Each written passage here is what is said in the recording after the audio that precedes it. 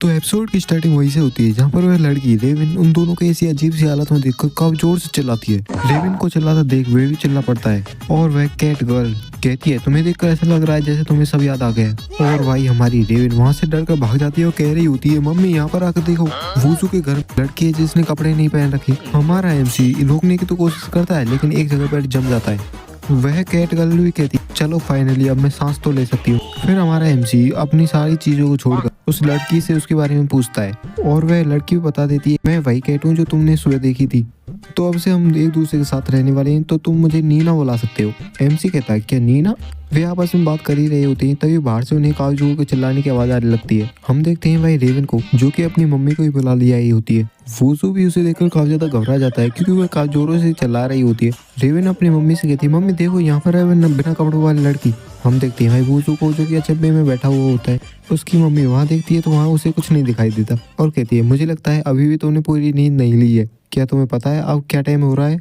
फिर भाई साहब रेवन को विश्वास नहीं हो रहा होता, वह कहती है कि वह लड़की कहाँ गई और सारी चीजों को इधर उधर पटकने लगती है और उसे ढूंढने लगती है। फिर भाई साहब रेवन की मम्मी वहाँ से जाने लगती है और कहती है कि अगर तुम्हें खाना खाना हो तो हमारे साथ आ सकते हो, अभी तो मैं नीचे जा रही हूँ। एमसी भी उनको शुक्रिया अदा कर देता है। रेवन भागकर बाहर जाती है और कहती है कि मेरे लिए तो रुको, और जैसे ही वो जाते हैं वहाँ पर कैट गर्ल फिर से आ जाती है और पीछे से हमारे वूजू के कंधों को पकड़ लेती है। लेकिन अचानक रेवन फिर से आ जाती है लेकिन वहाँ पर कोई नहीं होता, एक होती है बिल्ली। जैसे ही रेवन पीछे मुड़ती है वह बिल्ली फिर से अपने असली फॉर्म में आ जाती है। वूजू भी कहता है कि तुम बार बार सेब को शिफ्ट क्यों कर रही हो, अपनी कैट वाली फॉर्म में ही रह लो, चलो पहले यहाँ पर बैठो। और वह कपड़ों को मिलाकर एक गद्दा बना देता है जिसे देखकर कैट भी इरिटेट हो जाती है पर कोई चारा ना देखकर वहीं जाकर सो जाती है। हमारा एमसी आज के इन सारे कांडों को देखकर काफी ज्यादा थक जाता है और कहता है आखिर ये क्या चल रहा है सब। वह बिल्ली भी कहती है मुझे ऐसा लग रहा है जब हम गिरे थे तो तुम्हें साथ कुछ चोट लग गई है या फिर तुम्हारे साथ कुछ बुरा हुआ है। फिर हमारा एमसी उस बिल्लो से पूछने लगता है तुमने 12 जोड़े टूर्नामेंट के बारे में बताया था, क्या ये वो कहानी नहीं है जो बताई जाती है बच्चों को? हाँ ये कहानी काफी ज्यादा पुरानी है लेकिन हाँ यह वही कॉन्टेस्ट है जो कि हर 3000 साल बाद होता है। हमारे एमसी को भी काफी ज्यादा नींद आ रही होती है और सोते सोते कह रहा होता है क्या 3000 सालों में? वह बिल्ली भी कहती है हाँ 3000 सालों में, और आज मेरे पास कोई चॉइस ही नहीं थी इसलिए मुझे तुम्हें चुनना पड़ा, तो अब मैं तुम्हारे ऊपर निर्भर हूँ जज। उसी हल्की हालत में कह रहा होता है कि यह कोई सेंस नहीं बना था। तभी हमारे वुजू को एक सपना आता है जहाँ पर एक बंदा बैठा हुआ होता है पेड़ के नीचे जिसके चारों बगल जानवर होते हैं और वह बंदा उनको सहलाते हुए कहता है कि अब मुझे शायद जाना पड़ेगा। और वहाँ पर वही ब्लैक कैट भी होती है। वह बंदा कहता है क्या कोई बच्चा मेरे साथ चलना चाहेगा? तो वहाँ पर सभी एनिमल्स उसके पाँव को पकड़ने लगते हैं। फिर वह बंदा कहता है मुझे दुख के साथ कहना पड़ रहा है पर मेरे पास सिर्फ कुछ गिने चुने लोग ही बैठ सकते हैं क्योंकि वहाँ पर सिर्फ 12 सीटें हैं और वो सीट किसको मिलेंगी यह सिर्फ एक कॉन्टेस्ट के द्वारा डिसाइड होगा। तभी हमारे एमसी की आंखें खुलने लगती है और वह कहता है बिल्ली, और वह एकदम से उठकर बैठ जाता है। फिर वह अपने रूम में देखता है और कहता है वह बिल्ली कहाँ चली गई, और एक सपना भी अजीब सा आया था, पर छोड़ो उस बिल्ली को, मैं स्कूल के लिए चलो लेट तो नहीं हुआ। फिर उसे कल की वही पुरानी बातें याद आने लगती हैं जहाँ पर वह लड़की कैसे उसे परेशान कर रही होती है, जिसे सोचकर वह कहता है मुझे स्कूल जाने का मन तो नहीं है, पर फिर भी वह बेड से उठकर अपने स्कूल के लिए हो जाता है तैयार।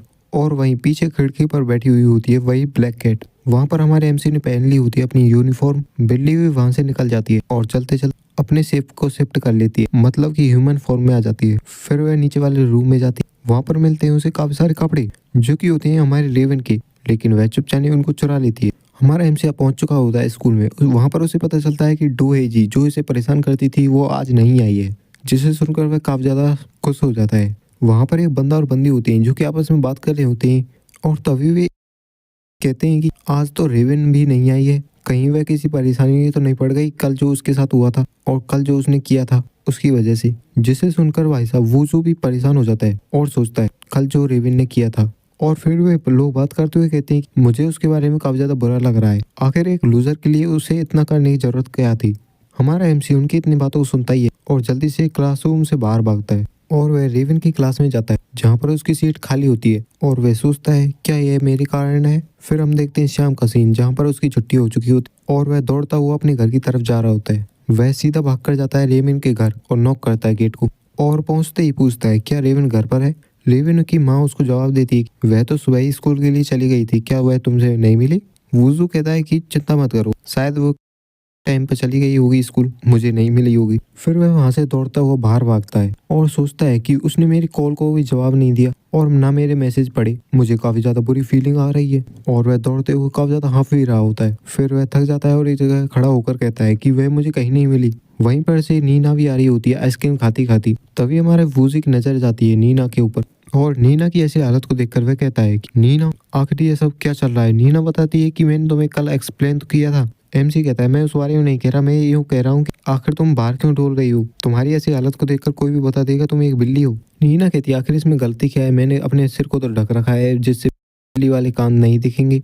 एमसी कहता है मैं तुम्हारे कानों के बारे में बात नहीं कर रहा, मैं कह रहा हूँ तुम्हारी पूंछ के बारे में, उसे तो सब देख सकते हैं। लेकिन छोड़ो, इससे ज्यादा जरूरी मैटर वह यह है हमें जल्दी से रेवन को ढूंढना होगा। नीना कहती है क्या तुम उस कल वाली लड़की के बारे में बात कर रहे हो, यह तो पहले ही स्टार्ट हो चुका है। रेवन भाई साहब घबरा जाता है और वह कहता है क्या स्टार्ट हो चुका है, जल्दी बताओ। जिसे सुनकर नीना थोड़ी मुस्कुराती है और काफी बेडस अंदाज में कहती है 12 जोड़ेक्स का नीचे उतरना। तभी हम देखते हैं भाई साहब हमारे एमसी के पीछे का सीन, जहाँ पर एक लेजर बीम सी जमीन पर उतर रही होती है और हमारा एमसी पीछे पलट कर देखता है और कहता है ये क्या है। नीना कहती है तुम क्या कर रहे हो, जल्दी चलो हमें जाना होगा। और दौड़ते हुए बता रही होती है जल्दी से सुनो, रिचुअल पहले ही स्टार्ट हो चुका है।